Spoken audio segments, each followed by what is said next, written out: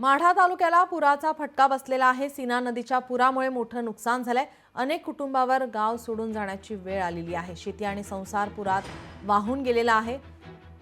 आपल्या उरल्या सुरल्या संसाराचा बिराड पाठीवर घेऊन जड अंतकरणाने आज कदम कुटुंबाने गावचा निरोप घेतला।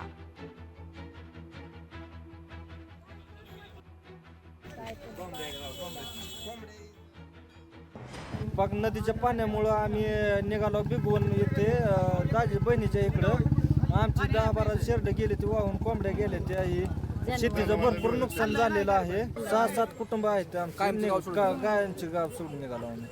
काय शेती आहे की शेतात तुम्ही काय राहिलं नाही, सगळं वाटवं झालं। आता गावच सोडलं, आता गावच सोडलं, आता जावयाकडे चाललं, आता काही नाही, काय राहिलंच नाही तर काय करायचं।